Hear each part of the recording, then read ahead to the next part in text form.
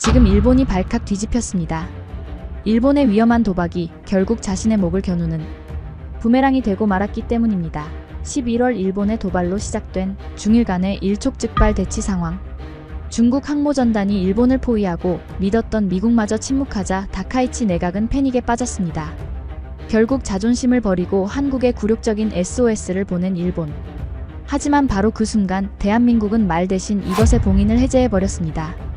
중국마저 꼬리를 내리게 만든 마하 6의 괴물, 그리고 전 세계를 얼어붙게 만든 한국의 진짜 대답, 과연 무엇을 준비하고 있었을까요? 그 소름 돋는 진실 지금 시작합니다. 영상 시작 전 구독과 좋아요로 대한민국의 미래를 응원해주세요. 지금 당장 마이크 꺼. 저게 무슨 미친 소리야. 방위성 지하 3층 제5정보분석실의 정적을 깨고 제 입에서 비명이 터져나왔습니다. 하지만 모니터 속 다카이치 사나의 총리는 마치 제 절규를 비웃기라도 하듯 기어이 그 금단의 단어를 입 밖으로 내뱉더군요. 다케시마는 일본 고유의 영토입니다. 저는 다음 달 자위대 함정을 이끌고 직접 그곳을 시찰하겠습니다. 순간 저는 쥐고 있던 볼펜을 저도 모르게 뚝 부러뜨리고 말았습니다. 2025년 11월의 첫날 도쿄의 하늘은 맑았지만 제 눈앞은 캄캄해지기 시작했죠. 화면 속 총리 관저는 우익 단체들의 환호성으로 떠나갈 듯 했으나 이곳 정보본부의 공기는 마치 영안실처럼 차갑게 식어버렸으니까요. 솔직히 말씀드리면 저는 그녀가 멍청하다고 생각했습니다. 안녕하십니까? 저는 일본 방위성 정보본부의 수석 분석관 사토입니다. 평생을 데이터와 싸워온 제 입장에서 볼 때 그날 총리의 발언은 용기가 아니라 자살골이나 다름없었습니다. 정치인들이야 지지율이 밥줄이니 혐한 정서를 자극해서 표를 긁어모으고 싶었겠죠. 하지만 시기가 최악이었습니다. 지금 동중국해의 파도가 얼마나 거친지 여러분은 짐작조차 못하실 겁니다. 중국은 시진핑 3기 체제를 넘어 사실상 황제와 다름없는 권력을 휘두르며 대만을 넘어 센카쿠 열도, 즉 그들이 말하는 다오이다오를 집어삼키려 입을 벌리고 있었습니다. 우리는 매일 아침 위성사진을 보며 중국 해군의 이동 경로에 붉은 점을 찍는 게 일과였는데 그 붉은 점들이 마치 피부병처럼 센카쿠 주변을 뒤덮고 있는 상황이었죠. 그런데 이 마당에 한국을 건드린다니요? 이건 마치 앞문에는 호랑이가 와서 문을 긁고 있는데 뒷문에서 자고 있던 사자의 꼬리를 밟은 꼴이었습니다. 물론 저는 한국을 사자라고 생각하진 않았습니다. 그때까지만 해도 말입니다.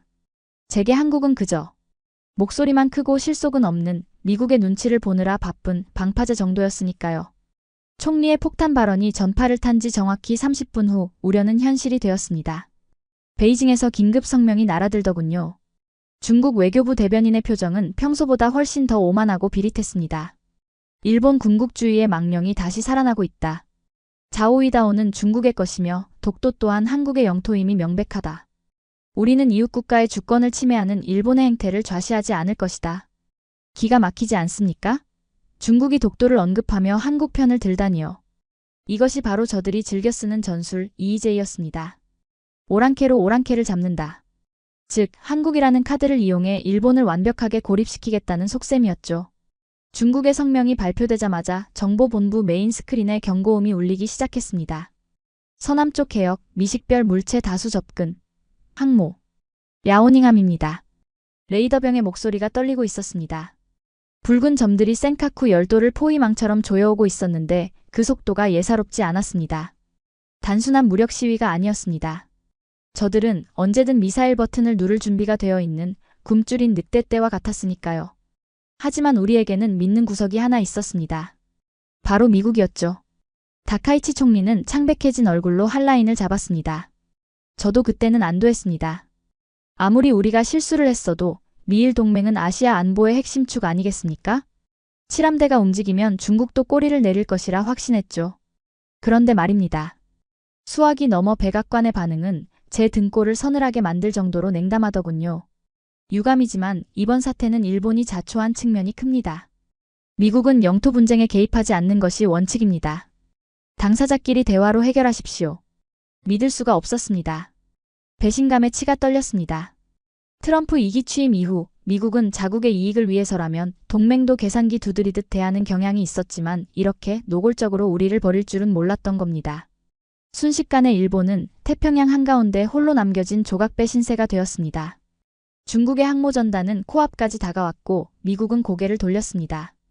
이제 일본이 기댈 곳은 단 한 군데도 없어 보였죠. 정보본부장님은 떨리는 손으로 마른 세수를 하며 제게 물으시더군요. 사토, 우리에게 둥펑을 막을 카드가 있나? 저는 입술을 깨물며 침묵할 수밖에 없었습니다. 없습니다. 단호하게 말씀드리면 없었습니다. 언론에서는 일본이 2026년부터 반격 능력을 갖춘 극초음속 미사일을 배치한다고 떠들어댔지만 그건 어디까지나 계획일 뿐이었으니까요. 설계도는 있었지만 엔진은 아직 테스트 단계였고 유도 장치는 걸음마 수준이었습니다.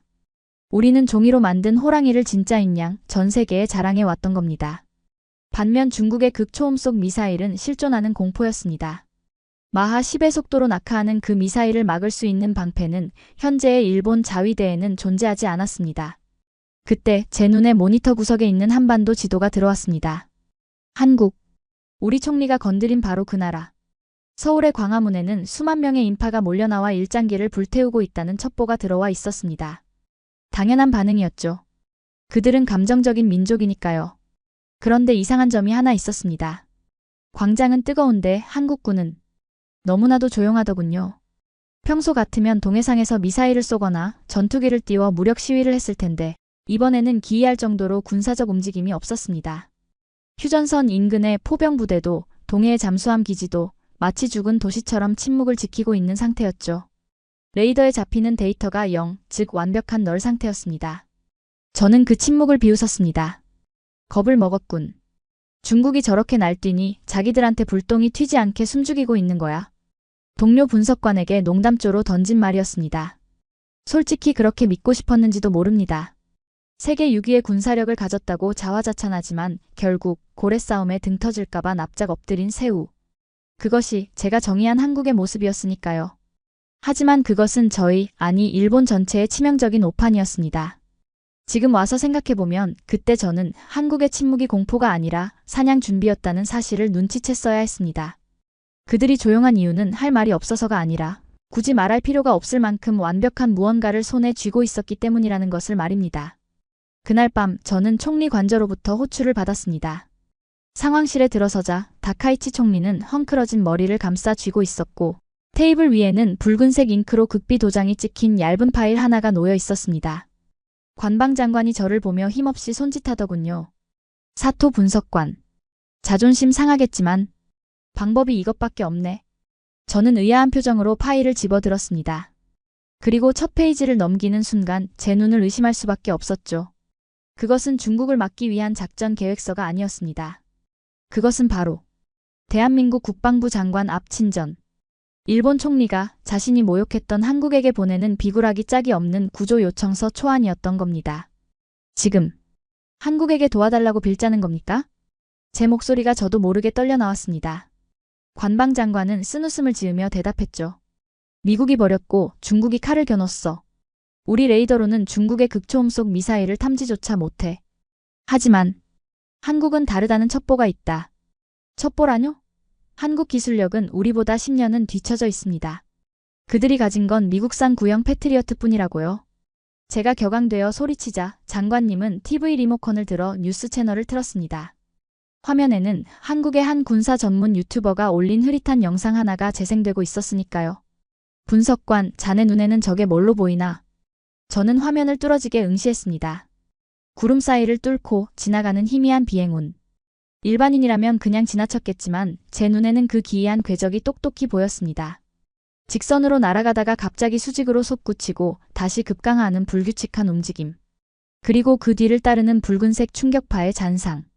저건 마른 침이 넘어갔습니다. 물리적으로 불가능한 기동이었습니다. 기존의 제트 엔진으로는 절대 낼 수 없는 속도. 저것은 우리가 2030년에나 만들 수 있다고 호언장담했던 램제트 엔진의 배기열과 정확히 일치했으니까요. 설마 한국이? 제 머릿속에서 방파제라는 단어가 산산조각 나고 있었습니다. 그들은 겁을 먹고 숨은 게 아니었습니다. 그들은 이미 칼을 갈아놓고 우리가 제 발로 기어 들어오기만을 기다리고 있었던 겁니다. 저건 조작입니다. 요즘 딥페이크 기술이 얼마나 정교한지 아시지 않습니까? 관방장관 앞에서 저는 거의 악을 쓰듯 부정했습니다. 일본의 자존심이자 제 인생인 데이터가 고작 이름 모를 한국 유튜버의 흐릿한 영상 따위에 무너지는 꼴을 도저히 인정할 수 없었기 때문입니다. 하지만 장관님의 눈빛은 이미 흔들리고 있더군요. 그는 탁자 위에 놓인 구조 요청서 초안을 손가락으로 두드리며 제게 사형 선고나 다름없는 지시를 내렸습니다. 사토, 자네에게 딱 48시간 주겠네. 이 영상이 가짜라는 걸 증명해와. 만약 증명하지 못한다면 우리는 이 굴욕적인 편지를 들고 서울로 가야 해. 집무실을 나오는 제 발걸음은 천근만근이었습니다. 복도 창밖으로 보이는 도쿄의 야경은 화려했지만 제 눈에는 곧 불바다가 될지 모르는 위태로운 풍경으로만 보였으니까요. 저는 곧장 정보본부 서버실로 직행했습니다. 유튜브 영상 따위는 믿을 수 없습니다. 제게 필요한 건 차가운 숫자, 즉 자위대 레이더가 포착한 진실의 조각이었습니다. 저는 보안 등급탑 시크릿 카드를 긁고 스시마 해상 자위대 감시소에 72시간치 로우 데이터를 전부 불러왔습니다. 모니터 3개에 수천 줄의 암호 코드가 폭포수처럼 쏟아지더군요. 보통 사람이라면 어지러워 토했을 그 화면이 제게는 익숙한 전장이었습니다. 저는 눈을 부릅뜨고 노이즈를 찾기 시작했습니다. 레이더라는 건 완벽하지 않아서 파도나 새떼, 구름 같은 것들도 반사되어 잡히곤 합니다. 보통은 필터링 시스템이 알아서 걸러내버리죠. 그런데 말입니다. 한국 쪽 상공 데이터에는 기묘한 공백이 있었습니다. 마치 누군가가 지우개로 쓱 문지른 것처럼 특정 고도와 좌표에서만 데이터가 깨끗하게 비어 있었던 겁니다. 이건 자연적인 현상이 아니었습니다. 고도로 계산된 스텔스 도료를 발랐거나 레이더가 인식하기도 전에 지나가 버리는 초고속 물체가 존재한다는 뜻이었으니까요. 저는 떨리는 손으로 필터링 설정을 해제하고 열감지 레이어를 더 씌웠습니다. 그 순간 제 등줄기에 식은땀이 흘러내렸습니다. 찾았다. 비어있다고 생각했던 그 공간에 붉은색 실선 하나가 희미하게 그어져 있었습니다. 그건 마치 유령의 손톱 자국 같았습니다. 강원도 산악지대에서 솟구쳐 올라 동해안을 따라 남하하다가 순식간에 고도 30km 성층권으로 사라져버리는 궤적. 속도를 계산해 보았습니다. 엔터키를 누르는 제 손가락 끝이 덜덜 떨리고 있더군요. 계산 결과 마하 6.2 추정. 마하 6.2. 순간 저는 숨을 쉴 수가 없었습니다. 이건 미쳤습니다. 현존하는 그 어떤 순항 미사일도 이런 속도로 이렇게 낮은 고도에서 기동할 수는 없습니다. 이건 우리가 10년 뒤에나 개발하려던 스크램제트 기술이 아니면 설명이 안 되는 수치였으니까요. 한국이 진짜로 해냈다고? 인정하기 싫었지만 데이터는 거짓말을 하지 않습니다. 한국은 단순히 엔진만 만든 게 아니었습니다. 그 엔진을 미사일에 탑재해 우리가 모르는 사이 동해 앞바다를 제 집 안방처럼 휘젓고 다니고 있었던 겁니다. 다카이치 총리가 독도 망언을 뱉으며 샴페인을 터뜨리던 그 순간에도 그들은 조용히 우리 머리 위에서 실전 테스트를 하고 있었던 셈이죠. 하지만 저는 여기서 멈출 수 없었습니다. 이 데이터만으로는 부족했습니다. 장관님을 설득하려면, 아니 이 굴욕적인 협상을 뒤집으려면 이 미사일의 치명적인 결함을 찾아내야만 했습니다. 어쩌면 저건 완벽한 무기가 아니라 통제 불능 상태로 날아다니는 불량품일 수도 있지 않겠습니까? 저는 낡은 전화기를 꺼내 들었습니다. 미국 펜타곤 산하 DIA에 있는 제 대학 동기 마이클이었습니다. 공식 라인으로는 절대 물어볼 수 없는 질문을 던져야 했기에 도청이 불가능한 보안 회선을 열었죠. 신호음이 3번 울리고 잠긴 목소리에 마이클이 전화를 받았습니다. 사토? 이 새벽에 웬일이야? 설마 너희 총리가 저지른 똥을 치워달라는 건 아니겠지? 녀석은 이미 다 알고 있다는 듯 비꼬더군요. 저는 자존심을 꾹 누르며 단도직입적으로 물었습니다. 마이클, 딱 하나만 묻자. 한국의 하이코어. 그거 진짜야? 수화기 너머로 긴 침묵이 흘렀습니다. 라이터 켜는 소리, 그리고 길게 담배 연기를 내뿜는 소리가 들려오더군요. 한참 뒤 녀석이 툭 내뱉은 말은 제 마지막 희망마저 짓밟아 버렸습니다. 사토, 친구로서 충고 하나 할게. 한국한테 덤비지 마. 놈들은 지금 리미트를 해제했어. 리미트라니? 한미 미사일 지침은 이미 끝났잖아. 그런 종이 쪼가리 이야기가 아니야. 그들이 지하 벙커에 뭘 숨겨놨는지 넌 상상도 못해. 우리도 얼마 전에 알았으니까. 전화는 뚝 끊겼습니다. 멍하니 수화기를 들고 서 있는 제 머릿속이 하얗게 변해버렸습니다. 미국조차 경계하는 기술. 그리고 지하 벙커. 도대체 그 좁은 땅 덩어리 밑에 무엇을 숨겨놓았단 말입니까? 결국 저는 결단을 내려야만 했습니다. 도쿄의 모니터 앞에 앉아 숫자 노름이나 해서는 아무것도 밝혀낼 수 없다는 걸 깨달았으니까요. 호랑이 굴에 들어가야 호랑이 새끼인지 고양이 새끼인지 확인할 수 있는 법. 저는 즉시 관방장관실로 전화를 걸었습니다. 장관님, 사토입니다. 제가 가겠습니다. 가다니? 어디를 말인가? 서울 말입니다. 특사단 명단에 제 이름을 넣어주십시오. 수화기 너머로 당황한 기색이 느껴졌지만 저는 말을 멈추지 않았습니다. 기술 고문 자격으로 동행해서 제 두 눈으로 직접 확인하겠습니다. 놈들의 기술이 진짜인지 아니면 그저 우리를 속이기 위한 거대한 쇼인지. 만약 가짜라면 그 자리에서 한국 놈들의 가면을 벗겨버리고 오겠습니다. 전화를 끄는 저는 여권을 챙겨 들었습니다. 손끝에 닿는 여권 표지의 국화 문양이 오늘따라 서늘하게 느껴지더군요. 이것은 단순한 출장이 아니었습니다. 무너져가는 조국의 자존심을 세우기 위한, 그리고 저의 오판을 만회하기 위한 마지막 도박이었습니다. 하지만 그때는 몰랐습니다. 제가 향하는 곳이 단순한 협상 테이블이 아니라 대한민국이 준비한 거대한 참교육의 현장이라는 사실을 말입니다. 김포공항행 비행기에 오르는 제 등 뒤로 쫓겨나듯 도망치는 처량한 일본의 운명이 그림자처럼 따라붙고 있었습니다. 김포공항에 내리는 순간 가장 먼저 저를 반긴 것은 살을 애는 듯한 늦가을의 찬 바람이었습니다. 하지만 제 몸을 움츠러들게 만든 건 그 바람의 온도가 아니었습니다. 바로 공항 전체를 감싸고 있는 그 소름 끼칠 정도의 평온함 때문이었죠. 도쿄 하네다 공항은 지금 전쟁 피난민과 사재기 인파로 아수라장이 되어 있었습니다. 그런데 불과 2시간 거리인 이곳 서울은 마치 다른 차원의 세상처럼 고요하게 돌아가고 있더군요. 면세점은 쇼핑객들로 붐비고 화물터미널에는 수출용 컨테이너가 쉴 새 없이 실리고 있었으니까요. 도대체 이 나라는 뭡니까? 옆집에 불이 났는데 남의 일처럼 태평하군요. 함께 온 외무성 참사관이 질린다는 듯 중얼거렸습니다. 저도 동감했습니다. 중국 항모가 센카쿠를 포위했고 그 여파는 한반도 서해까지 미치고 있을 텐데 한국인들의 얼굴에는 긴장감이라곤 찾아볼 수 없었기 때문입니다. 그건 무지에서 오는 둔감함일까요? 아니면 감당할 수 있다는 자신감일까요? 저는 후자일 리 없다고 애써 부정하며 검은 세단에 몸을 실었습니다. 우리의 목적지는 서울 시내가 아니었습니다.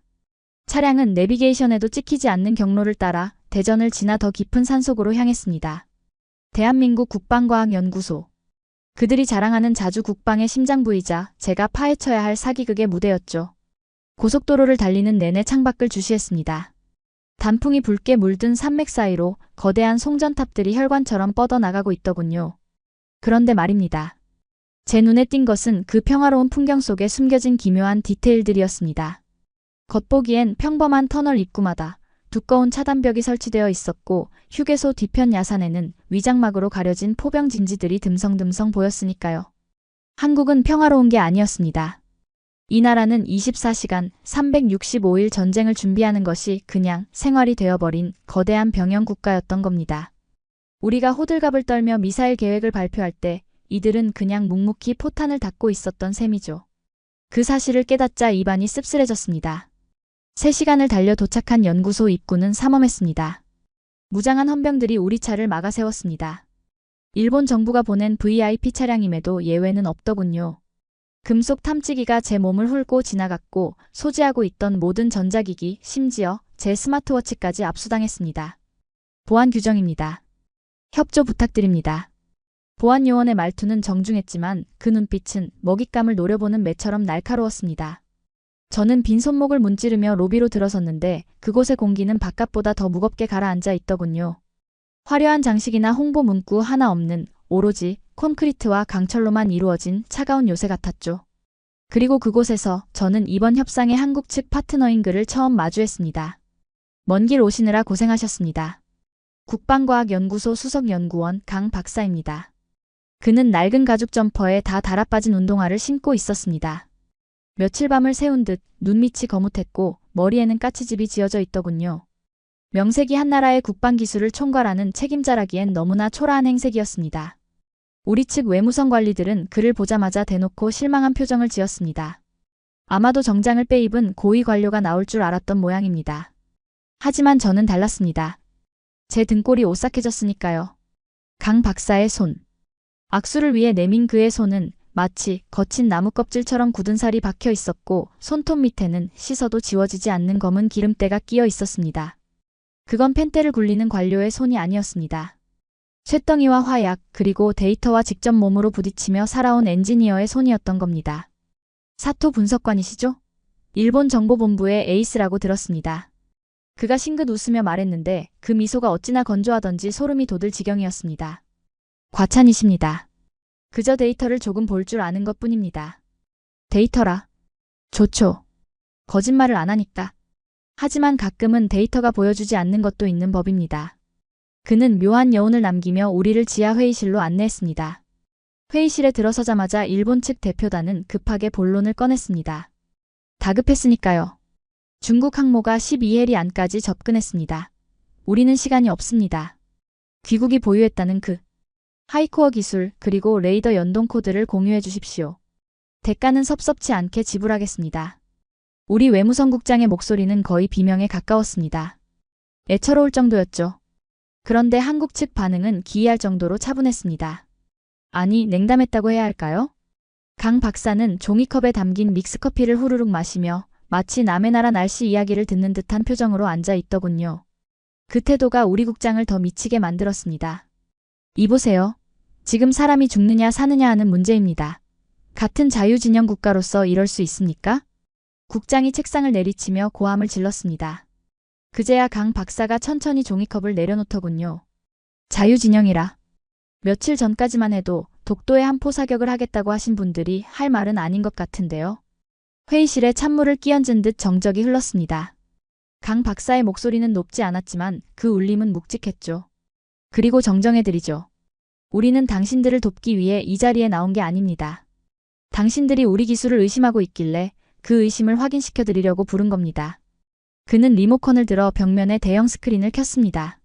화면에는 복잡한 수식과 시뮬레이션 영상이 떠올랐습니다. 제가 그토록 찾고 싶어 했던 하지만 찾지 못했던 하이코어의 설계 데이터 일부였습니다.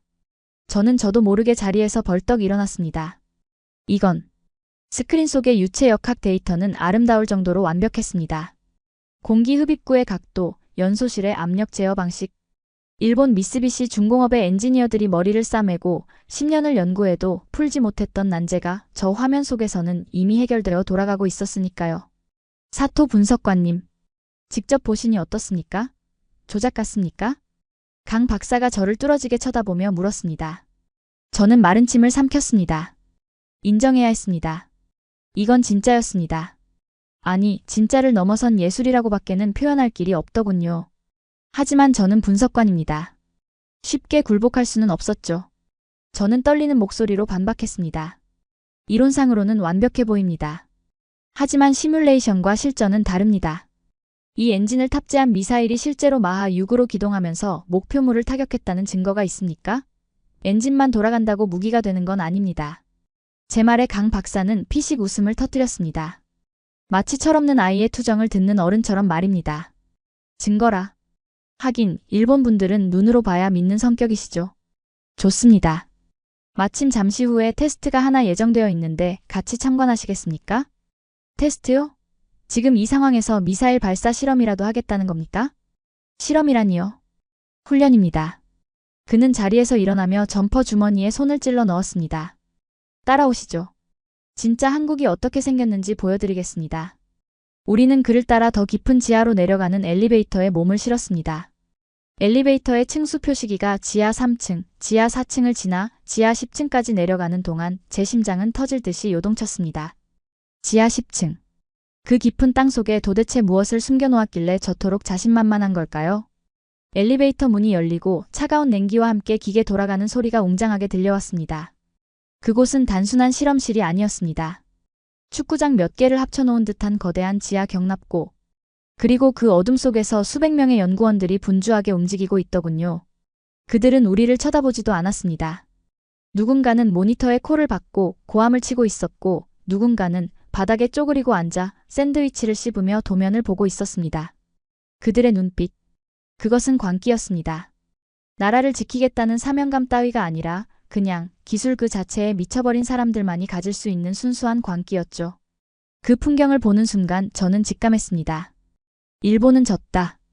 우리가 정치인들의 말장난에 놀아나며 예산을 낭비할 때 이들은 이 지하 벙커에서 뼈와 살을 깎아 괴물을 만들고 있었던 겁니다. 강 박사가 제 옆으로 다가와 나지막히 속삭였습니다. 사토씨, 그거 아십니까? 우리는 엔진을 만들 때 슈퍼컴퓨터보다 연구원들의 코피를 더 믿습니다. 저기 보이는 저 친구들, 지난 1년 동안 집에 들어간 게 5번도 안 됩니다. 그의 말에 저는 아무런 대꾸도 할 수 없었습니다. 그저 멍하니 그 압도적인 현장을 바라볼 뿐이었죠. 그리고 경납고 중앙 거대한 방수포에 덮여있는 무언가를 보았을 때 저는 비로소 깨달았습니다. 제가 찾던 진실이 바로 저 검은 천 아래 잠들어 있다는 것을. 그리고 저것이 깨어나는 순간 동북아시아의 군사지도는 완전히 다시 그려지게 될 것이라는 사실을 말입니다. 벗겨. 강 박사의 짧은 지시가 떨어지자마자 천장에 매달린 호이스트 크레인이 쇠사슬 긁는 소리를 내며 움직이기 시작했습니다. 끼익 하는 금소금이 거대한 지하 벙커의 정막을 찢어발기더군요. 저도 모르게 넥타이를 느슨하게 풀었습니다. 숨이 막혀왔기 때문입니다. 방수포가 서서히 들어 올려지면서 그 아래 감춰져 있던 검은색 무광의 표면이 드러나기 시작했습니다. 처음에는 그저 거대한 연료 탱크라고 생각했습니다. 하지만 방수포가 완전히 벗겨진 순간 저는 제 눈을 의심할 수밖에 없었습니다. 이게 뭡니까? 제 목소리는 갈라져 나왔습니다. 눈앞에 서 있는 그것은 제가 교과서나 첩보 위성 사진에서 보던 미사일의 형상이 아니었으니까요. 날렵하고 세련된 유선형? 그런 건 찾아볼 수 없었습니다. 그저 무식할 정도로 거대하고 압도적으로 두꺼운 검은 기둥이 벙커의 천장을 뚫을 듯이 솟아 있었습니다. 길이 16m, 직경 1.6m. 옆에 서 있는 연구원들이 마치 레고 인형처럼 보일 정도의 엄청난 덩치였습니다. 현무 5입니다. 파생형 모델 중에서도 가장 무거운 녀석이죠. 강 박사가 덤덤하게 대답하더군요. 저는 코웃음을 쳤습니다. 아니, 칠 수밖에 없었습니다. 이건 물리 법칙을 무시한 장난감처럼 보였기 때문입니다. 농담이 지나치시군요. 박사님, 이건 날 수 없습니다. 이렇게 두꺼운 동체로는 공기 저항을 견딜 수 없어요. 그냥 보여주기식으로 만든 모형 아닙니까? 목업이라. 강 박사는 주머니에서 줄자를 꺼내 미사일의 탄두 부분을 툭툭 쳤습니다. 퉁탁, 퉁탁. 맑은 금소금이 아니라 속이 꽉 찬 묵직한 소리가 울려 퍼졌습니다. 탄두 중량만 9톤입니다. 네. 900kg이 아니라 9톤이라고요? 저는 제 귀를 후볐습니다. 9톤. 그건 전술핵 무기에 버금가는 중량입니다. 통상적인 탄도 미사일의 탄두가 500kg에서 1톤 사이라는 걸 감안하면 이건 미사일이 아니라 날아다니는 빌딩이나 마찬가지였습니다. 이봐요, 강 박사. 미사일 공학의 기초도 모릅니까? 탄두가 9톤이면 사거리가 안 나옵니다. 기껏해야 100km도 못 날아가서 처박힐 텐데 이걸 무기라고 부릅니까? 제가 따지듯 묻자 그는 피식 웃으며 미사일 하단부의 엔진 노즐을 가리키더군요. 그래서 엔진을 바꿨죠. 고체 연료의 추력을 한계치까지 밀어붙였습니다. 75톤 포스급 1단 엔진. 이걸로 이 36톤짜리 돼지를 성층권까지 쏘아 올립니다. 36톤? 현기증이 이렇습니다. 36톤이면 F-15 전투기 2대 무게입니다. 그걸 화약의 힘만으로 우주 가까이 쏘아 올린다고요? 저는 고개를 저었습니다. 인정할 수 없었습니다. 만약 그게 사실이라면 한국은 미국의 미니트맨 대륙간 탄도미사일보다 더 무식한 추력을 가진 괴물을 핵도 없이 재래식 탄두로 채워 넣었다는 뜻이 되니까요. 비효율적입니다. 야만적이고요. 도대체 왜 이런 짓을 하는 겁니까? 그냥 탄두를 줄이고 사거리를 늘리는 게 현대전의 상식 아닙니까? 제 항변에 강 박사의 표정이 차갑게 굳어졌습니다. 효율? 상식?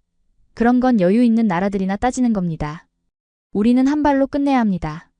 지하 100m 아래 숨어있는 벙커에 콘크리트까지 가루로 만들려면 운동 에너지가 이 정도는 나와야 하거든요. 그는 미사일 표면에 손바닥을 댔습니다. 이건 단순한 폭탄이 아닙니다. 마하 10의 속도로 내리꽂히는 인공운석입니다. 인공운석. 그 단어가 제 뇌리에 박히는 순간 등골이 오싹해졌습니다. 핵무기를 쓸 수 없는 한국이 선택한 핵보다 더 잔인한 해법. 그것이 바로 눈앞에 서 있었습니다. 하지만 저는 여전히 이 현실을 받아들이고 싶지 않았습니다. 좋습니다. 덩치는 인정하죠. 하지만 덩치만 크다고 전쟁에서 이기는 건 아닙니다. 유도 기술, 정밀도, 그리고 무엇보다 그 엔진 기술이 진짜인지가 중요하죠. 저는 화제를 돌렸습니다. 이 무식한 덩어리 말고 우리가 진짜 확인해야 할 하이코어, 즉 극초음속 엔진 기술을 검증해야 했으니까요. 엔진 테스트 룸으로 가시죠. 강 박사는 군말 없이 저를 안내했습니다. 경납고 안쪽에 두꺼운 방탄 유리로 된 관측실. 그 너머에는 복잡한 배관과 전선으로 뒤엉킨 은색의 금속 덩어리가 고정되어 있었습니다. 아까의 무식한 현무와는 달리 날렵하고 기하학적인 공기 흡입구를 가진 엔진. 바로 램제트였습니다. 지금부터 지상 연소 시험을 시작합니다. 시뮬레이션이 아닙니다. 실제 점화입니다. 경고방송과 함께 관측실의 조명이 어두워졌습니다. 저는 유리창에 바짝 붙어 섰습니다. 제 눈으로 확인하기 전까진 절대 믿지 않겠다는 오기로 두 눈을 부릅떴죠. 3, 2, 1. 이그니션. 쿠우. 엄청난 진동이 발바닥을 타고 올라와 제 심장을 강타했습니다. 방탄유리 너머에서 푸른색 화염이 뿜어져 나오기 시작하더군요. 처음에는 일반적인 제트 엔진 소리 같았습니다. 하지만 계기판의 숫자가 올라가면서 소리가 변하기 시작했습니다. 마하 3, 마하 4. 화염의 색깔이 푸른색에서 눈을 뜰 수 없을 만큼 밝은 백색으로 변해갔습니다. 그리고 마하 5를 넘어서는 순간 엔진의 소리는 더 이상 폭음이 아니었습니다. 그건 마치 공기 그 자체를 찢어발기는 비명소리 같았습니다. 두꺼운 방탄유리가 미세하게 떨리고 있었습니다. 계기판의 온도는 섭씨 2000도를 가리키고 있었죠. 티타늄도 녹아내릴 온도. 그런데 저 엔진은 멀쩡하게 버티고 있었습니다. 보이십니까? 충격파 제어 콘이 움직이는 거. 강 박사가 가리키는 곳을 보니 엔진 흡입구 중앙에 뾰족한 구조물이 미세하게 앞뒤로 움직이며 공기 유입량을 조절하고 있었습니다. 저것이 핵심이었습니다. 초음 속의 공기를 엔진이 꺼지지 않게 압축하는 기술. 일본도 수십 번 실패했던 바로 그 기술을 한국은 눈앞에서 시연하고 있었던 겁니다. 말도 안 돼. 저도 모르게 중얼거렸습니다. 땀이 흘러 안경이 뿌옇게 흐려졌지만 닦을 생각조차 하지 못했습니다. 저 소재. 뭡니까? 2000도를 버티는 저 합금 어디서 수입한 겁니까? 미국입니까? 아니면 독일? 수입이라뇨? 강 박사는 모니터의 한 구석을 확대해 보여주었습니다. 부품 하단에 레이저로 각인된 작은 글씨. 한국산 한화에어로스페이스 제조번호 2022-11. 2022년? 저는 숨을 멈췄습니다. 2022년. 지금으로부터 3년 전입니다. 우리가 엔진 개발 계획을 세우기도 전에 이들은 이미 부품 생산을 끝내고 조립까지 마쳤다는 뜻이었습니다. 우리가 언론 플레이에 열을 올릴 때 이들은 이미 양산을 하고 있었다는 겁니다. 패배감이 밀려왔습니다. 하지만 저는 마지막 자존심을 쥐어짜냈습니다. 하하. 대단하군요. 엔진은 인정하겠습니다. 하지만 박사님, 엔진이 좋으면 뭐합니까? 눈이 멀었는데? 눈이라뇨? 유도장치 말입니다. 극초음 속으로 날아가면 플라즈마 때문에 전파가 차단됩니다. 통신이 먹통이 된다고요? 목표물을 어떻게 찾을 겁니까? 그냥 눈 감고 쏘는 거나 마찬가지 아닙니까? 이것은 회심의 일격이었습니다. 미국과 중국도 완벽하게 해결하지 못한 난제였으니까. 블랙아웃 현상. 저는 한국이 이걸 해결했을 리 없다고 확신했습니다. 강 박사는 대답 대신 묵묵히 관측실 한쪽 벽면에 커튼을 걷었습니다. 그곳에는 가로 5m 크기의 대형 디지털 지도가 펼쳐져 있었습니다. 동북아시아 전역이 표시된 지도 위로 수백 개의 붉은 점들이 반짝이고 있더군요. 이게 뭡니까? 현무5와 하이코어의 타격 시뮬레이터입니다. 실시간 위성 데이터와 연동되어 있죠. 저는 지도 가까이 다가갔습니다. 그리고 경악했습니다. 붉은 점들은 무작위로 찍힌 게 아니었습니다. 베이징의 중남해, 상하이의 푸동 해군기지, 칭다오의 북해함대 사령부. 중국의 모든 급소가 정확하게 조준되어 있었습니다.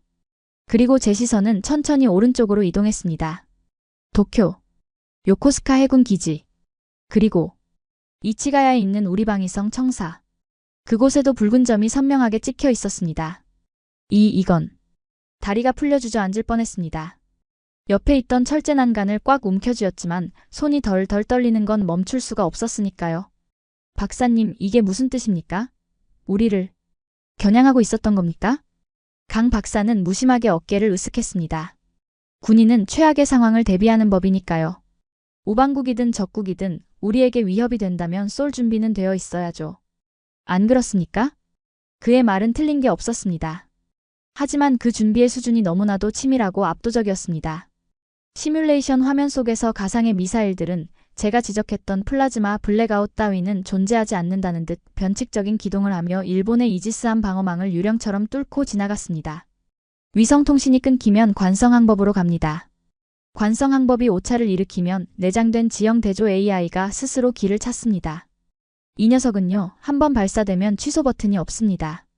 그냥 꽂힐 때까지 갑니다. 강 박사의 설명이 귓가에서 웅웅거렸습니다. 저는 멍하니 화면 속의 붉은 점들을 바라보았습니다. 그것은 단순한 좌표가 아니었습니다. 한국이 지난 수십 년간 겪어온 서름, 강대국 틈바구니에서 살아남기 위해 삼켜왔던 피눈물이 응축된 살이었습니다. 우리는 그동안 한국을 냄비 근성이라 비웃었습니다. 금방 뜨거워졌다 금방 식는다고요. 하지만 제가 본 것은 냄비가 아니었습니다. 수천 도의 고열을 견디며 묵묵히 제 할 일을 하는 용광로였습니다. 인정. 못합니다. 제 입에서 나온 말은 비명에 가까웠습니다. 이건 너무 과해. 이런 무기를, 이런 좁은 땅덩어리에 숨겨놓고 평화로운 척 쇼를 했다니. 이건 사기야. 국제법 위반이라고. 저는 거의 발악하듯 소리쳤습니다. 논리는 없었습니다. 그저 공포였습니다. 내 나라 일본이 이제는 한국의 허락 없이는 발 뻗고 잘 수 없게 되었다는 사실을 인정하는 게 죽기보다 싫었기 때문입니다. 그런 제 모습을 보던 강 박사가 씁쓸한 표정으로 한마디를 던지더군요. 사기라. 그렇게 보일 수도 있겠네요. 하지만 사토씨, 그거 아십니까? 힘없는 평화가 진짜 사기입니다. 우리는 다시는 누구에게도 지배당하지 않기 위해 이 괴물을 만든 겁니다. 그게 일본이든 중국이든 말이죠. 그 순간 벙커 전체에 비상 사이렌이 울려 퍼졌습니다. 단순한 훈련 경보가 아니었습니다. 날카롭고 신경질적인 실제 상황을 알리는 경보음. 코드 레드. 코드 레드. 동해상 중국 항모전단 작전구역 이탈. 명예 침범 시도 중. 스피커에서 다급한 목소리가 터져나왔습니다. 강 박사의 눈빛이 순식간에 달라졌습니다. 조금 전까지의 지친 연구원의 눈이 아니었습니다. 먹잇감을 포착한 맹수의 눈. 그가 제게 말했습니다. 운이 좋으시군요, 사토씨. 네. 훈련인 줄 알았는데 실전 테스트를 보여드릴 수 있게 됐으니까요. 그는 주머니에서 붉은색 스마트키를 꺼내 제어 콘솔에 꽂아 넣었습니다. 잘 보십시오. 당신들이 무시했던 방파제가 어떻게 해일이 되어 돌아오는지. 강 박사의 선언과 함께 지하 벙커의 모든 조명이 붉은색 비상등으로 전환되었습니다. 윙윙거리던 공조장치의 소음은 멈췄고 대신 수백 명의 연구원이 동시에 키보드를 두드리는 타건 음만이 거대한 빗소리처럼 공간을 채우기 시작하더군요. 그건 마치 전쟁이라는 악보를 연주하는 오케스트라 같았습니다. 저는 마른 침을 삼키며 메인 스크린을 올려다보았습니다. 화면 속 상황은 절망적이었습니다. 중국의 랴오닝함 항모전단이 센카쿠 열도를 지나 기어이 한국의 방공식별구역 안쪽으로 기수를 돌리고 있었으니까요. 단순한 무력 시위가 아니었습니다. 호위함에서 발진한 무인 정찰기들이 마치 파리 때처럼 서해 상공을 침범하고 있었습니다. 거리 180km. 로곤 경공 감지. 놈들이 사격 통제 레이더를 가동했습니다. 오퍼레이터의 다급한 외침이 들려왔습니다. 사격 통제 레이더를 켰다는 건 언제든 방아쇠를 당기겠다는 명백한 선전포고나 다름없습니다. 보통 이 정도 상황이면 국방부 장관이 한라인을 잡고 미국에 전화를 걸어 어떻게 할까요? 라고 묻는 게 순서 아니겠습니까? 그런데 이곳의 풍경은 제 상식을 완전히 배신하고 있었습니다. 아무도 당황하지 않았습니다. 아니, 오히려 기다렸다는 듯 침착하게 대응 프로토콜을 가동하더군요. 강 박사는 믹스커피 종이컵을 구겨 쓰레기통에 던져 넣으며 나지막히 명령을 내렸습니다. 프로토콜 고슴도치 가동. 전방위 타격 재원 산출해. 타겟 넘버 C01부터 C12까지 좌표 입력 완료. 현무 5 발사대 기립각 조정 중. 4일로 개방합니다. 쿠구구구구. 발밑에서 묵직한 진동이 느껴졌습니다. 지하 깊은 곳에 잠들어 있던 그 36톤짜리 괴물들이 지상을 향해 고개를 쳐들고 있다는 신호였습니다. 저는 공포에 질려 강 박사의 팔을 잡았습니다. 이봐요. 미쳤습니까? 진짜 쏘겠다는 겁니까? 상대는 중국입니다. 미국 승인도 없이 이런 짓을 했다간. 승인? 강 박사는 저를 돌아보며 싸늘하게 웃었습니다. 그 눈빛에는 제가 알던 동맹국의 온정 따위는 조금도 남아있지 않더군요. 사토씨, 아직도 모르시겠습니까? 우리가 왜 굳이 이 깊은 지하에 벙커를 짓고 독자 통신망을 깔았는지. 그는 자신의 모니터 화면을 제 쪽으로 돌려주었습니다. 그곳에는 복잡한 암호 코드로 작성된 작전 문서 하나가 떠 있었습니다. 읽어보시죠. 당신이 그토록 궁금해하던 한미 미사일 지침 종료의 진짜 의미가 여기 적혀 있으니까요. 저는 떨리는 눈으로 문서를 읽어내려갔습니다. 영어로 된 기술 문서였지만 특정 문구들이 제 망막을 태울 듯이 선명하게 들어왔습니다. 작전명, 킬체인 자율구동 주한미군 사령부 개입. 권한 거부된 발동. 조건 EMP 공격 시 대통령 명령 없이 즉각 보복. 이게 숨이 턱 막혔습니다. 이건 단순한 작전 계획이 아니었습니다. 일종의 데드핸드 시스템. 즉, 지휘부가 공격받거나 통신이 두절되더라도 AI가 자동으로 판단해 사전에 입력된 적의 심장부에 미사일을 쏟아붓는 자동 보복 시스템이었던 겁니다. 우리는 미국의 허락을 기다리다 골든타임을 놓치는 바보짓은 안 합니다. 이 시스템은 이미 3년 전부터 미국의 통제권 밖에서 독립적으로 돌아가고 있었으니까요. 충격이었습니다. 일본은 미국의 해구산이 찢어질까봐 전전긍긍하며 바짓가랑이를 잡고 있는데 한국은 이미 독자적인 우산을 아니 철제돔을 완성해놓고 있었던 겁니다. 바로 그때였습니다. 제 주머니 속 스마트폰이 미친 듯이 진동하기 시작했습니다. 압수당했던 폰을 돌려받자마자 울린 벨소리. 발신자는 도쿄의 방위성 장관이었습니다. 사토, 지금 당장 스피커폰 켜. 그 미친 놈들 말리라고. 장관님의 목소리는 공포에 질려 갈라져 있었습니다. 저는 떨리는 손으로 스피커 버튼을 눌렀습니다. 벙커의 정적 속으로 장관의 비명이 울려 퍼졌죠. 강 박사 들으시오. 지금 중국 대사가 외무성을 찾아와서 난리를 치고 갔소. 한국이 만약 미사일 뚜껑이라도 여는 순간 도쿄와 오사카를 향해 핵미사일 좌표를 입력하겠다고 협박했단 말이오. 당신들 때문에 우리가 죽게 생겼어. 그렇습니다. 중국의 전략은 뻔했습니다. 한국을 직접 타격하기엔 부담스러우니 만만한 일본을 인질로 잡고 흔드는 것. 전형적인 깡패들의 수법이었습니다. 제발 멈추시오. 미국 국무부에서도 연락이 왔어. 절대 도발하지 말라고. 원만하게 대화로. 장관의 애원이 이어지는 동안 저는 강 박사의 표정을 살폈습니다. 당황하거나 주저할 줄 알았습니다. 동맹국인 일본이 인질이 되었고 상국인 미국이 압력을 넣고 있으니까요. 하지만 강 박사는 하품을 하더군요. 그는 제 손에서 스마트폰을 뺏어 들었습니다. 그리고 마치 배달 음식을 주문하듯 심드렁한 목소리로 대꾸했습니다. 장관님, 시끄러우니까 좀 닥치시죠. 뭐라? 나 닥쳐? 우리는 지금 당신네 나라를 구해주려는 겁니다. 인질범이 총을 겨누고 있을 때 인질이 살려달라고 비명을 지르면 범인은 방아쇠를 당깁니다. 그럴 땐 인질범의 머리통에 더 큰 총을 겨눠야 사는 겁니다. 이 미친. 여보시오. 끊지 마. 야. 강 박사는 가차없이 종료 버튼을 누르고 폰을 제 주머니에 쑤셔 박았습니다. 그리고 다시 정면을 응시하며 명령을 내렸죠. 중국 놈들이 우리 통신망 해킹 시도 중이지? 네. 사이버 사령부 방어벽에 트래픽이 폭주하고 있습니다. 베이징 61398 부대 소행으로 추정됩니다. 귀엽군. 재민 걸어서 우리 레이더 눈을 멀게 하려는 수작인데. 보여줘. 우리가 눈 감고도 놈들의 멱살을 잡을 수 있다는 걸. 순간 벙커 내부의 조명이 한 번 더 깜빡였습니다. 외부의 해킹 공격이 물리적 전력망까지 간섭하기 시작한 겁니다. 제 등줄기에 식은땀이 흘러내렸습니다. 이건 장난이 아닙니다. 진짜 전쟁 직전의 상황이었습니다.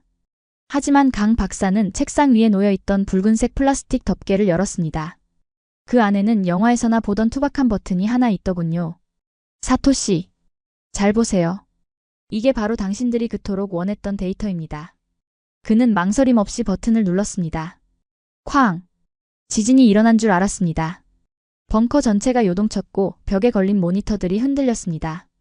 지상의 CCTV 화면이 전환되면서 강원도 산골짜기에 위장막이 찢겨나가는 장면이 잡혔습니다. 그리고 솟구쳤습니다. 화염과 연기 속에서 거대한 검은 기둥 하나가 하늘을 찢으며 날아올랐습니다. 현무5. 그 36톤짜리 괴물이 중력을 비웃으며 성층권으로 도약하는 모습은 경이로움을 넘어선 공포 그 자체였습니다. 발사 확인. 고도 30km 돌파.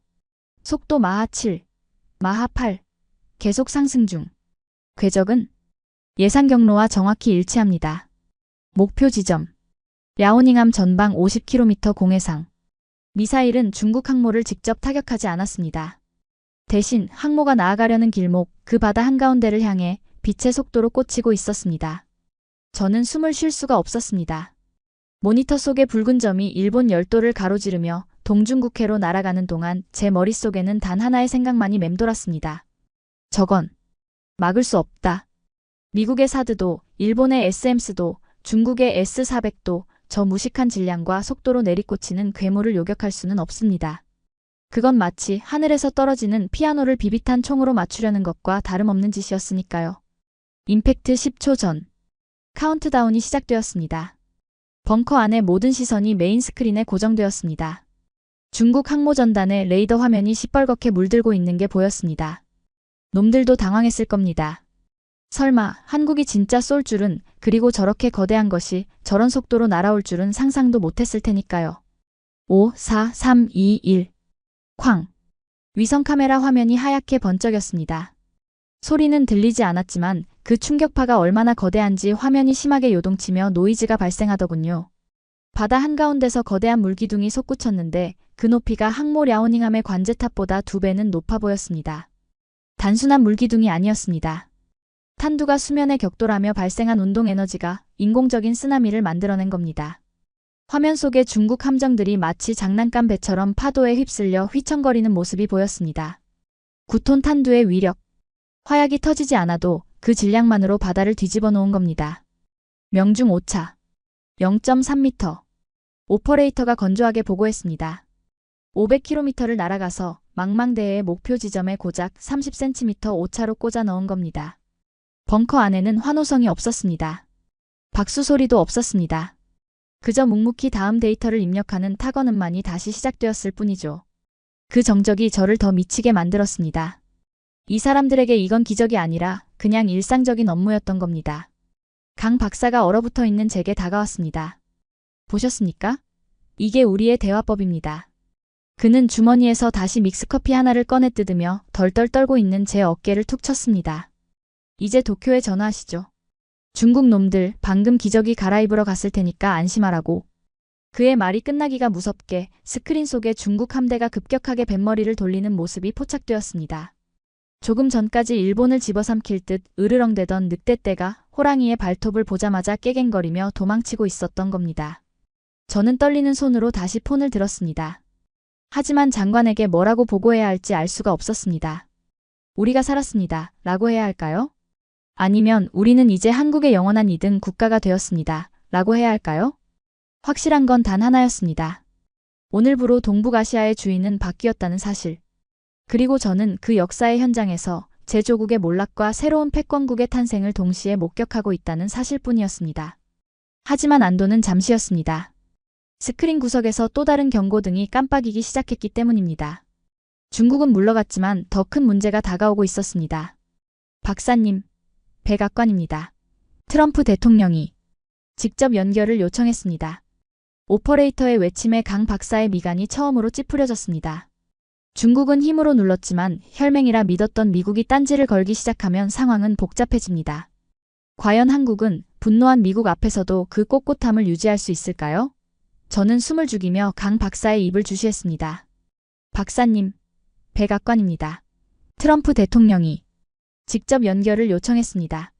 그 외침이 떨어지자마자 벙커의 공기는 순식간에 진공 상태처럼 변해버렸습니다. 조금 전 중국 항모를 몰아냈다는 승리감은 온데간데 없이 사라지고 대신 거대한 압력밥솥 안에 갇힌 듯한 숨막히는 긴장감만이 감돌았으니까요. 상대는 미국이었습니다. 중국이 물리적인 칼을 들이대는 깡패라면 미국은 우리의 생명줄인 돈줄과 기름줄을 쥐고 있는 거역할 수 없는 건물주나 다름없었죠. 강 박사는 잠시 모니터를 응시하더니 깊은 한숨을 내쉬며 수화기를 들었습니다. 연결해. 스피커폰이 켜지자 특유의 건조하고 낮은 노인의 목소리가 벙커를 울렸습니다. 통역은 필요 없었습니다. 그 분노의 뉘앙스는 언어를 초월해서 전해졌기 때문입니다. 강 소장, 지금 무슨 짓을 한 건가? 사전 승인 없는 전략 무기 가동은 한미 상호 방위 조약 위반이야. 당장 시스템 셧다운하지 않으면 한국에 대한 모든 군사 위성 정보 공유를 끊겠다. 협박이었습니다. 그것도 아주 치명적인. 현대전에서 위성 정보가 끊긴다는 건 눈을 뽑히는 것과 같습니다. 저는 속으로 비명을 질렀습니다. 끝났다. 일본이 중간에 껴서 새우 등 터지는 수준이 아니라 아예 한미일 공조 자체가 박살나게 생겼구나. 제 머릿속에서는 이미 심할서를 넘어 사직서를 쓰고 있었고 어쩌면 이 지하 벙커에서 영영 나가지 못한 채 국제적인 범죄자로 낙인 찍힐지도 모른다는 공포가 엄습해 왔습니다. 그런데 말입니다. 강 박사의 대답은 제 예상을 또 한 번 비껴가더군요. 대통령님, 끊으십시오. 뭐라고? 위성 공유 끊으시라고 했습니다. 어차피 우리 현무 5는 독자 통신망을 씁니다. 그리고 대통령님께서 잊으신 모양인데 우리가 이 미사일을 만든 건 당신들이 우리를 지켜주지 않을 수도 있다는 의심 때문이었습니다. 방금 그 의심이 확신으로 바뀌었군요. 그는 주저없이 통화 종료 버튼을 눌러버렸습니다. 뚜. 끊어진 신호음이 마치 제 심장 박동 소리처럼 크게 들렸습니다. 미쳤다. 이 사람들은 진짜 미쳤다. 세계 최강대국의 대통령 전화를, 그것도 협박을 면전에서 씹어버리다니. 박사님. 이제 어쩌려고 그러십니까? 미국이 진짜로 GPS를 차단하면. 제 떨리는 물음에 강 박사는 대답 대신 자리에서 일어났습니다. 그리고 제게 손짓하더군요. 따라오시죠. 어차피 백악관이 대응책을 내놓으려면 시간이 좀 걸릴 겁니다. 그동안 보여드릴 게 있습니다. 그는 저를 데리고 중앙통제실 뒤편의 어두운 복도로 향했습니다. 화려한 LED 조명도 첨단 장비도 없는 좁고 긴 복도. 그곳에서는 기계 소음 대신 퀴퀴한 곰팡이 냄새와 소독약 냄새가 뒤섞여 나고 있었습니다. 마치 오래된 병동 같은 그 냄새가 저는 역하게 느껴졌지만 한편으로는 기이한 엄숙함을 자아내고 있었죠. 복도 끝에 있는 낡은 철문. 강 박사가 그 문을 열자 저는 그만 할 말을 잃고 말았습니다. 그곳은 영안실이 아니었습니다. 하지만 영안실보다 더 처절한 풍경이 펼쳐져 있었습니다. 약 10평 남짓한 좁은 방. 그곳에는 링거 거치대가 숲처럼 빽빽하게 세워져 있었고 그 아래 간이 침대마다 연구원들이 시체처럼 누워 잠들어 있었습니다. 이게 뭡니까? 이 친구들 하이코어 엔진 개발팀입니다. 지난달 엔진 연소 테스트 때 유독 가스가 유출됐는데 병원에 가면 보안이 샌다고 여기서 해독제 맞아가며 버틴 녀석들이죠. 저는 가까이 다가가 보았습니다. 잠든 연구원의 얼굴은 앳돼 보였습니다. 기껏해야 20대 후반? 대학을 갓 졸업했을 법한 나이. 그런데 그의 손은 마치 화상 환자처럼 붉게 부어올라 있었고 손톱은 다 빠져서 붕대로 감겨 있더군요. 램제트 연료, 그거 독극물 덩어리입니다. 보호복을 입어도 피부가 녹아내리죠. 하지만 기계팔로는 섬세한 조립이 안 됩니다. 그래서 이 친구들이 맨손으로 만졌습니다. 강 박사의 목소리가 조금씩 떨리고 있었습니다. 2022년 겨울이었습니다. 엔진 점화가 계속 실패하던 때였죠. 미국은 기술 이전을 거부했고 러시아 기술자들은 돈만 챙겨서 떠났습니다. 다들 포기하자고 했어요. 안 되는 거라고. 우리 주제에 무슨 극초음속이냐고. 그는 잠든 연구원의 이마에 맺힌 식은땀을 닦아주며 말을 이었습니다. 그런데 그때 막내 연구원 하나가 섭씨 영하 20도의 실험실에서 3일 밤낮을 안 나오고 버티더군요. 나중에 문을 부수고 들어가 보니 녀석이 엔진 노즐을 끌어안고 쓰러져 있었습니다. 저체온증으로 의식이 없는 상태였는데 손에 쥔 데이터 시트에는 딱 한 문장이 적혀 있었습니다. 저는 강 박사가 가리키는 벽면을 보았습니다. 그곳에는 꼬깃꼬깃한 메모지 한 장이 액자에 걸려 있었습니다. 붉은색 사인펜으로 휘갈겨 쓴 악필에 가까운 글씨. 각도를 0.5도만 틀면 된다. 그러면 난다. 그 메모를 보는 순간 저는 뒤통수를 한 대 얻어맞은 것 같은 충격을 받았습니다. 0.5도. 그 미세한 차이를 찾아내기 위해 누군가는 자신의 생명을 땔감으로 태워버린 겁니다. 슈퍼컴퓨터가 수억 번을 연산해도 찾지 못한 답을 한국인 특유의 그 지독한 오기와 도끼가 찾아낸 것이죠. 사토시. 당신들은 우리를 보고 기적이라고 말합니다. 한강의 기적, IT 강국. 강 박사는 자신의 셔츠 소매를 걷어 올렸습니다. 그의 팔뚝에도 화상 흉터가 지렁이처럼 얽혀 있더군요. 하지만 우리에게 기적은 없었습니다. 남들이 잘 때 밤을 새웠고 남들이 쉴 때 피를 쏟았습니다. 우리가 왜 이렇게까지 하는지 아십니까? 그가 제 눈을 똑바로 쳐다보며 물었습니다. 그 눈빛은 너무나도 깊고 어두워서 저는 감히 시선을 피할 수조차 없었습니다. 무서워서입니다. 네. 5,000년 역사 동안 900번 넘게 침략당했습니다. 당신네 일본에게, 중국에게, 그리고 몽골과 여진에게. 내 자식들이, 내 후배들이 또다시 그런 꼴을 당할까봐. 그게 사무치게 무서워서 우리는 독을 품고 기술을 만든 겁니다. 아, 저는 탄식을 내뱉었습니다. 제가 보고 있는 이 최첨단 무기들은 단순한 과학기술의 산물이 아니었습니다. 그것은 한해 결정체였습니다. 다시는 누구에게도 무릎 꿇지 않겠다는 뼈에 사무친 공포와 분노가 만들어낸 서글픈 갑옷이었던 겁니다. 제가 한국을 방파제라고 비웃었을 때 그들은 그 방파제 밑바닥에서 피를 토하며 콘크리트를 붓고 있었습니다. 제가 일본의 기술력을 자랑하며 샴페인을 마실 때 그들은 독가스를 마셔가며 엔진을 깎고 있었던 겁니다. 우리는 이길 수가 없군요. 저도 모르게 진심이 튀어나왔습니다. 돈으로 바른 기술은 돈이 떨어지면 무너지지만 피로 쌓아 올린 기술은 그 민족이 멸망하기 전에는 절대 사라지지 않는 법이니까요. 일본이, 아니 전 세계가 한국을 오판하고 있었습니다. 이 나라는 작지만 그 내면의 밀도는 블랙홀처럼 무거웠습니다. 그때 벙커의 스피커가 다시 울렸습니다. 이번에는 경고음이 아니라 차분한 알림음이었습니다. 박사님, 백악관에서 전문이 도착했습니다. 오퍼레이터의 목소리가 미세하게 들떠 있었습니다. 강 박사는 씁쓸한 미소를 지으며 제게 물었습니다. 자, 이제 당신네 큰형님이 뭐라고 변명하는지 들어보러 가시죠. 우리는 다시 통제실로 걸음을 옮겼습니다. 하지만 돌아가는 제 발걸음은 올 때와는 전혀 달랐습니다. 제 눈에 비치는 연구원들의 등은 더 이상 초라한 공돌이의 등이 아니었습니다. 그들은 펜을 든 전사였고 키보드를 든 애국자였습니다. 그리고 저는 직감했습니다. 방금 도착한 미국의 전문이 한국을 벌하려는 징계장이 아니라 한국의 힘을 인정하고 굴복하는 항복 문서가 될 것임을 말입니다. 왜냐하면 진짜 힘을 가진 자 앞에서는 천하의 미국조차 고개를 숙일 수밖에 없는 것이 냉혹한 국제 정치의 현실이니까요. 통제실로 향하는 그 짧은 복도가 제게는 마치 단두대로 향하는 그린 마일처럼 느껴졌습니다. 발걸음을 옮길 때마다 낡은 형광등이 깜빡거리며 제 그림자를 길게 늘어뜨리더군요. 연구원들의 등 뒤에서 느꼈던 전율은 순식간에 공포로 바뀌어 있었습니다. 미국. 그 이름이 주는 무게감은 일본인인 제게 절대적이었습니다.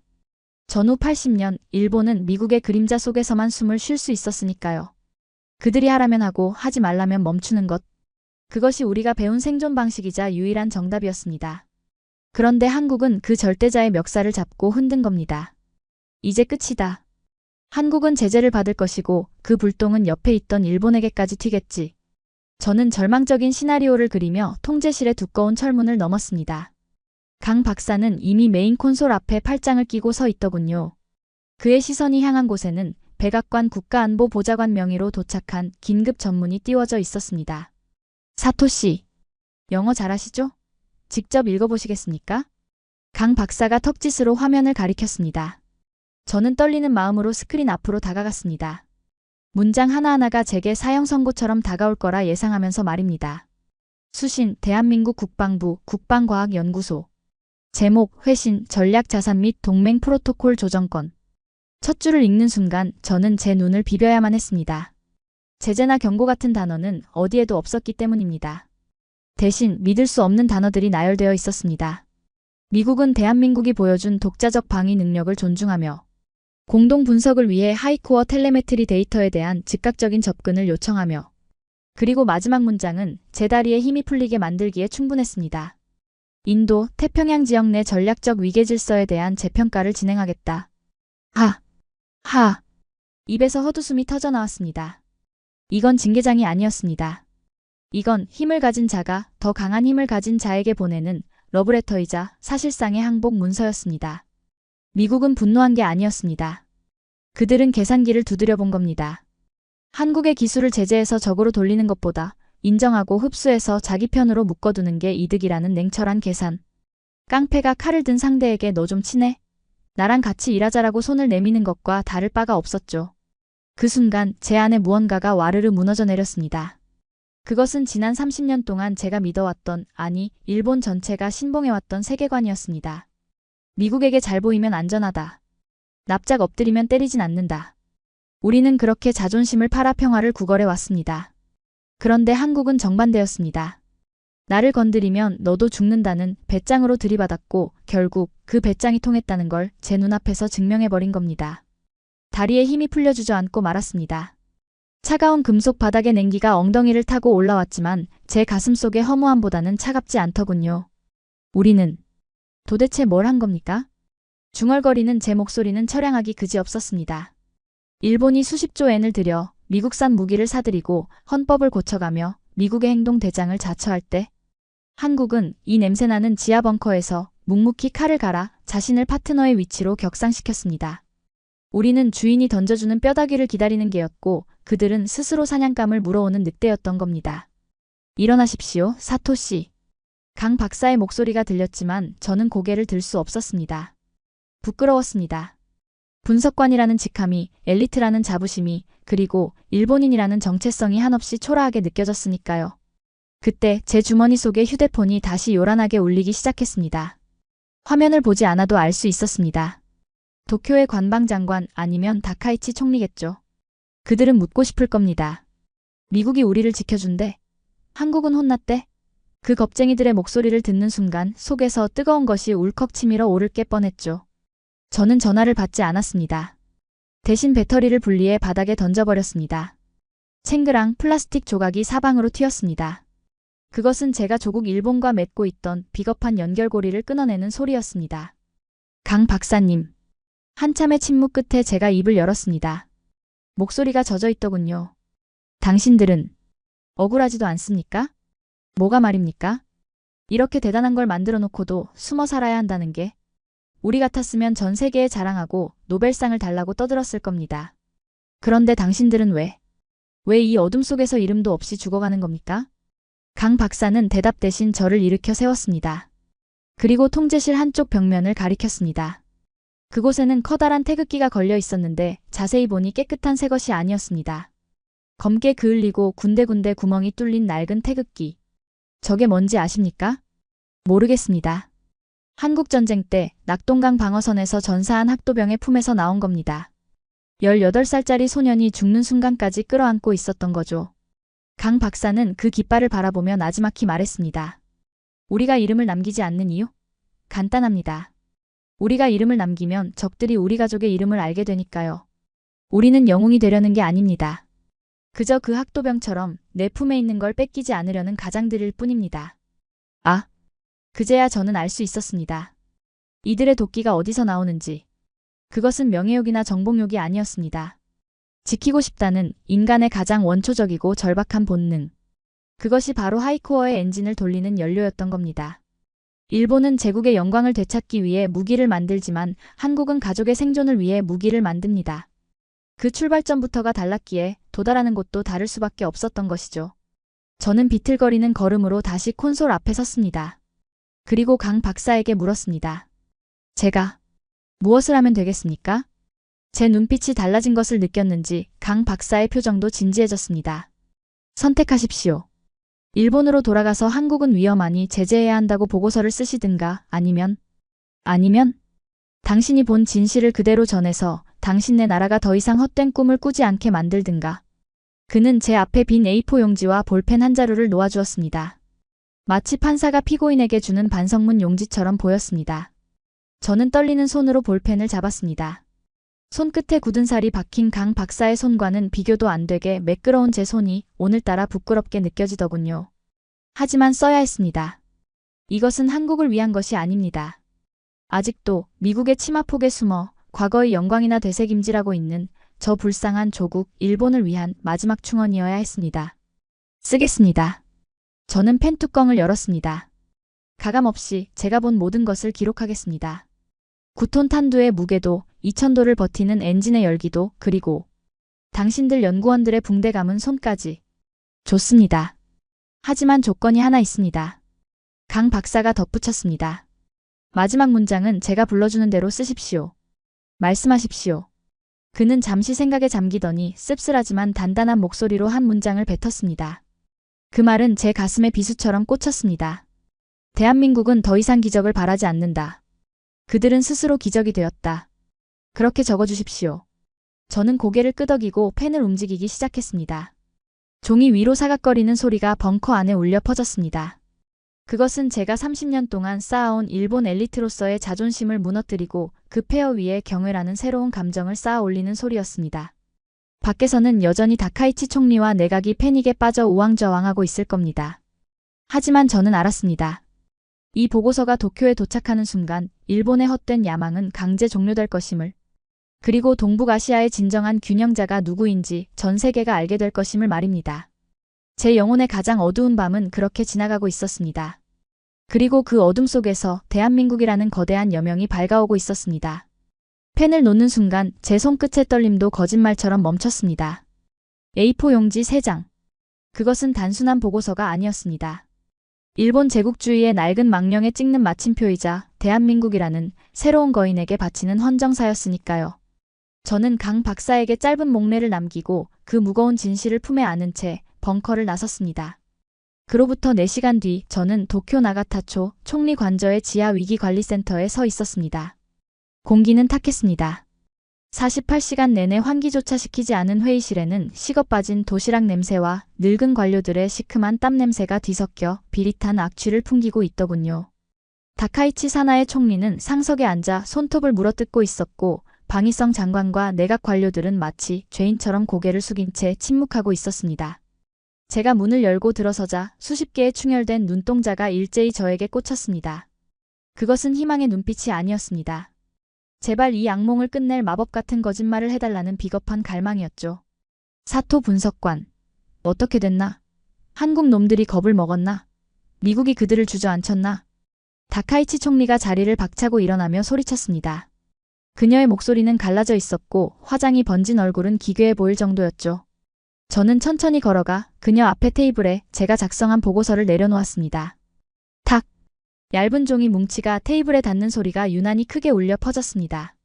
총리님, 결론부터 말씀드리겠습니다. 한국은 멈추지 않을 겁니다. 뭐라? 그게 무슨 소리야? 미국이 개입했잖아. 트럼프가 가만히 있지 않을 거라고. 미국은 이미 손을 뗐습니다. 아니, 정확히 말하면 한국의 손을 들어주기로 했습니다. 저는 보고서의 첫 페이지를 펼쳐 보였습니다. 그곳에는 제가 벙커에서 목격한 백악관의 전문 사본이 첨부되어 있었죠. 존중, 재평가. 그 영어 단어들을 확인한 외무성 장관의 얼굴이 흑빛으로 변해갔습니다. 이건 말도 안 돼. 미국이 독도를 포기하고 한국 편을 든다고? 우리가 매년 갖다 바치는 방위비 분담금이 얼만데? 방위성 장관이 책상을 내리치며 발악하더군요. 저는 차갑게 그를 내려다보며 대답했습니다. 장관님, 착각하지 마십시오. 이건 외교의 문제가 아닙니다. 물리력의 문제입니다. 미국은 계산이 빠른 나라입니다. 종이로 만든 일본의 방패보다 강철로 만든 한국의 창이 중국을 막는 데 더 효율적이라고 판단한 겁니다. 강철창? 웃기지 마. 고작 미사일 몇 발 가지고 무슨. 고작 미사일 몇 발이 아닙니다. 제 고함 소리에 회의실이 얼어붙었습니다. 저는 평생 상사에게 대들어본 적 없는 예스맨이었지만 오늘만큼은 참을 수가 없었으니까요. 저는 리모컨을 집어들어 프레젠테이션 화면을 띄웠습니다. 강 박사가 제게 건네준 하이코어 엔진의 텔레메트리 데이터와 현무5의 타격 시뮬레이션 영상이 대형 스크린을 가득 채웠습니다. 보십시오. 그리고 인정하십시오. 이게 바로 우리가 식민지 출신이라며 깔보던 그 나라의 진짜 실력입니다. 화면 속에서 마하 10의 속도로 낙하하는 탄두들이 중국 항모전단을 초토화하고 있었습니다. 그리고 시뮬레이션 화면이 전환되자 붉은 타격점들이 일본 열도를 뒤덮는 장면이 적나라하게 펼쳐졌습니다. 도쿄, 오사카, 나고야, 후쿠오카. 일본의 심장부들이 단 5분 안에 잿더미가 되는 시나리오. 이 미사일은 요격이 불가능합니다. 탄두 중량 9톤. 운동 에너지만으로 지하 100m 벙커를 뚫고 들어갑니다. 지금 우리가 앉아있는 이 위기관리센터도 현무5 한 발이면 콘크리트 무덤이 된다는 뜻입니다. 히익. 누군가가 헛바람을 들이켰습니다. 총리의 손이 부들부들 떨리고 있더군요. 그녀는 믿고 싶지 않은 듯 고개를 저으며 중얼거렸습니다. 거짓말이야. 한국이 그런 기술을 가졌을 리 없어. 저건 그냥 CG야. 사토, 내 놈 한국한테 매수당한 거냐? 매수라뇨? 저는 제 두 눈으로 똑똑히 봤습니다. 저는 제 셔츠깃을 풀어헤쳤습니다. 그리고 강 박사가 보여줬던 연구원들의 상처, 그 처절했던 현장의 기억을 토해내듯 쏟아냈습니다. 그들은 미친 사람들입니다. 엔진을 만들기 위해 독가스를 마시고 0.5도의 오차를 잡기 위해 손가락을 태웠습니다. 총리님, 우리가 선거 유세를 하며 마이크를 잡을 때 그들은 유서를 품고 미사일 버튼을 잡고 있었습니다. 그런 나라를 상대로 감히 전쟁을 운운하셨습니까? 제 말은 비수가 되어 다카이치 총리의 심장을 찔렀습니다.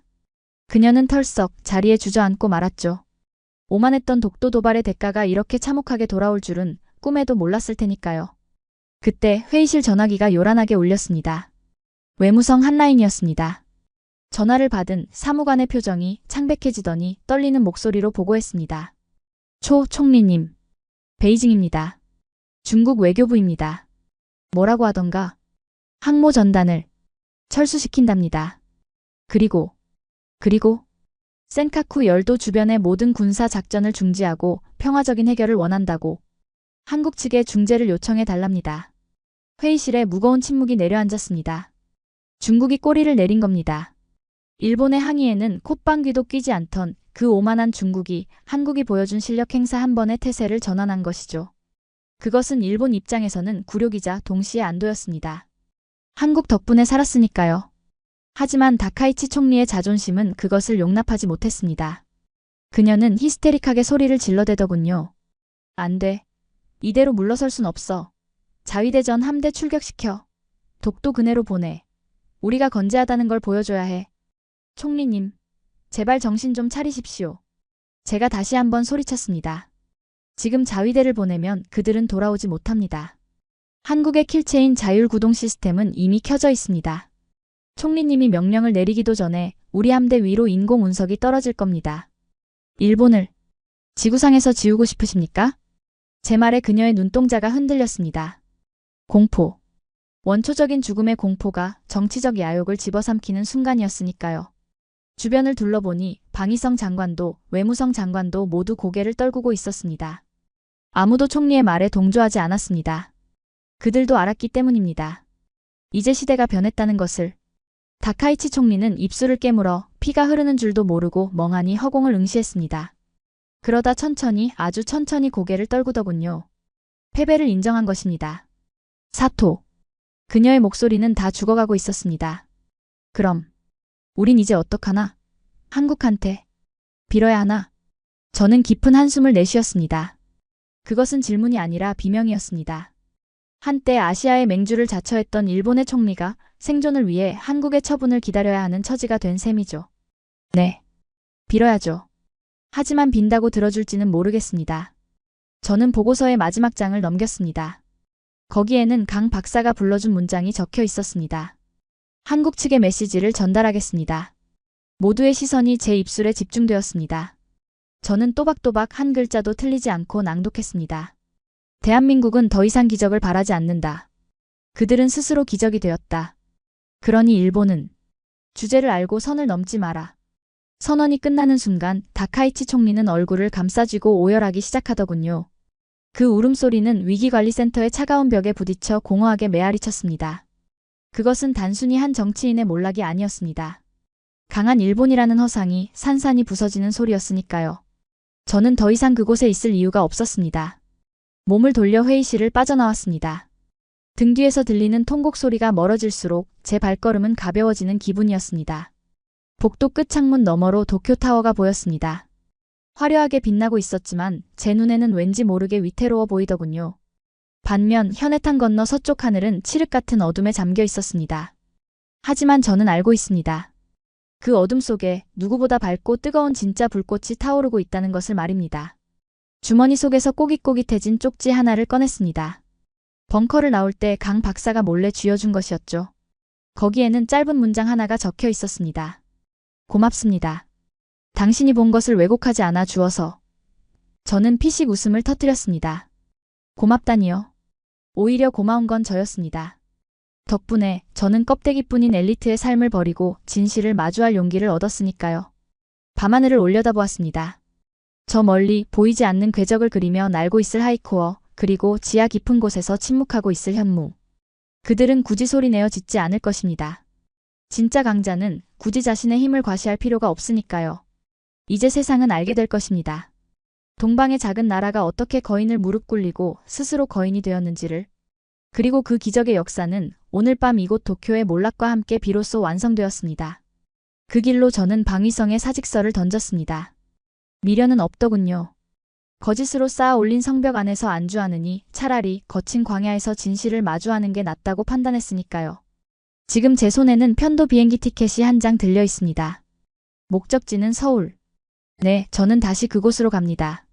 이번에는 감시자가 아닌 배우는 자의 자세로 말입니다. 강 박사가 건네주었던 그 믹스커피의 투박한 맛이 이상하게도 혀끝에서 맴돌아 잊히지가 않았기 때문이죠. 오늘 아침 도쿄의 뉴스는 겉보기에 평온합니다. 정부는 중국과의 대치 상황이 외교적 노력으로 원만히 해결되었다며 자화자찬을 늘어놓고 있더군요. 하지만 거리를 걷는 시민들의 표정은 어딘가 모르게 불안해 보였습니다. 아마 본능적으로 느꼈을 겁니다. 자신들을 지켜주던 강한 일본의 신화가 어젯밤 소리 없이 무너져 내렸다는 사실을 말입니다. 반면 스마트폰 너머로 보이는 서울의 풍경은 그야말로 평화롭기 그지없습니다. 광화문 광장에는 직장인들이 커피를 들고 웃으며 걷고 있고 한강변에는 자전거를 타는 사람들이 가득하더군요. 그들은 모를 겁니다. 자신들이 누리는 이 당연한 평화가 지하 100m 아래서 쪽잠을 자는 연구원들의 핏발선 눈동자와 0.5도의 오차를 잡기 위해 뭉개진 손톱 끝에서 지켜지고 있다는 것을요. 부러웠습니다. 그리고 한편으로는 경이로웠습니다. 우리는 평화를 얻기 위해 자존심을 팔았지만 당신들은 평화를 지키기 위해 목숨을 갈아 넣었습니다. 그렇기에 대한민국이라는 나라는 겉으로는 작아 보여도 그 속은 그 어떤 대국보다 단단한 밀도를 가질 수 있었던 거겠죠. 저는 이제 알 것 같습니다. 강 박사가 말했던 기적의 의미를 말입니다. 하늘에서 뚝 떨어진 행운이 아니라 벼랑 끝에서도 포기하지 않고 기어이 길을 만들어낸 인간의 의지.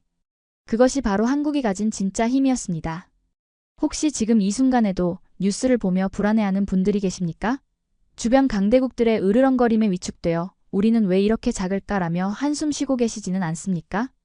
제 말을 믿으십시오. 당신들은 작지 않습니다. 짖지 않는다고 해서 겁먹은 개가 아닙니다. 진짜 맹수는 사냥감을 물기 전에는 절대 이빨을 드러내지 않는 법이니까요. 제가 목격한 대한민국은 이미 세계 그 누구도 함부로 넘볼 수 없는 침묵의 거인이었습니다. 그러니 오늘 밤은 두 다리 쭉 뻗고 편안히 주무십시오.